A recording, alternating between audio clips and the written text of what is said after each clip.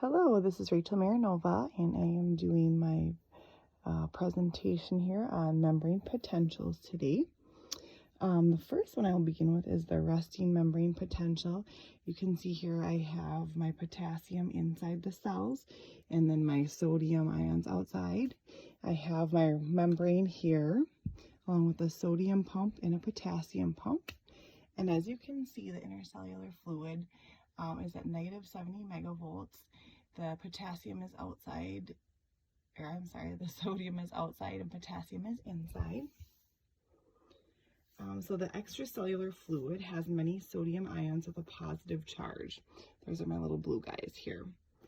The intercellular fluid has many potassium ions with a positive charge as well. But they also have additionally negatively charged proteins, which I'm going to just use my little flowers here for. And these cause the inside to be negatively charged, the intercellular fluid, due to those ions. And so the plasma membrane is also more permeable to potassium, so they're able to diffuse from the intercellular fluid to the extracellular fluid regularly. The extracellular fluid has the positive charge overall out here, and the intercellular fluid overall has a negative charge. The plasma membrane has an electrical potential due to the positive extracellular fluid and the negative intercellular fluid. The plasma membrane contains sodium-potassium pumps and proteins that use ATP to actively transport sodium out of the neuron while transporting potassium into the neuron. So therefore, the pumps are running continuously. Both sodium and potassium are on both sides, but more heavily concentrated, as I stated previously. More sodium on the outside and more potassium on the inside. When at rest, the intercellular fluid has a value of negative 70 megavolts, as we stated as well, and this is the resting membrane potential. In this state, the membrane is said to be polarized. Now we move on to local potential. So local potential is when a dendrite is stimulated, the sodium gates open, so these are my sodium gates, and then the sodium ions diffuse into the intercellular fluid. So I'll just have some of those guys come in. So the negative 70 megavolts is now disrupted, causing it to be more positive. This is called depolarization. The opening of sodium gates and diffusion of sodium ions into the intercellular fluid causes the other potassium or sodium gates to open as well. So if the reaction is strong enough, the current can go through the plasma membrane of the soma and possibly the axon hillock region. The local potentials are graded, which means they vary in magnitude depending on the strength of the stimulus. They are also decremental, which means the current gets weaker the further away from a stimulus it gets.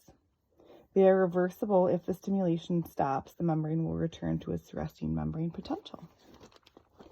Now we move to the action potential. So action potential is a stronger and more rapid disturbance.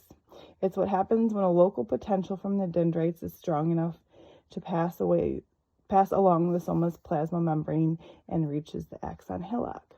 The axon hillock has beyond has 7 to 10 times the number of sodium and potassium gates as the dendrites and soma.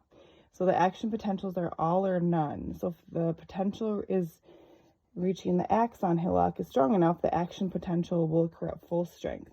They are not graded like the local potentials are. They stay at full strength on the entire length of the axon regarding the distance. They are also irreversible, so once it starts, it cannot be stopped. So the process of action potential, I'm going to put these little guys back where they belong. The process is where the local potential from the soma reaches the axon hillock and it will start to depolarize the hillock's resting membrane potential, which is currently at negative 70 megavolts. So the potential has to be strong enough to cause these sodium gates here to open. The membrane potential reaches threshold for creating the action potential at negative 55 megavolts.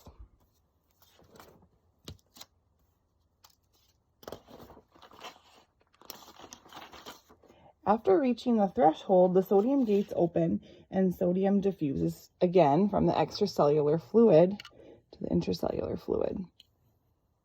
There they are.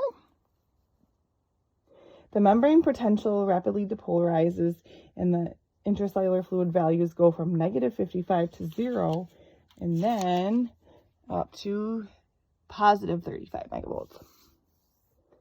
At that point, this is the peak value of the action potential. Then the sodium gates close and potassium gates open. Potassium diffuses from the intracellular fluid to the extracellular fluid at this point.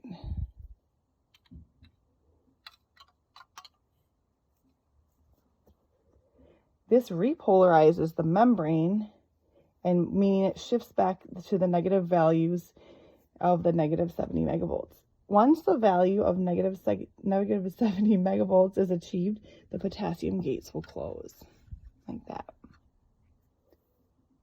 When both gates are closed, the sodium-potassium pumps return their cations to the original locations. So therefore, then these would be back there, and those would be there. And the membrane is now ready to do everything over again for another action potential. Hope you guys enjoyed my video, and hope you have a great weekend. Thanks. Bye.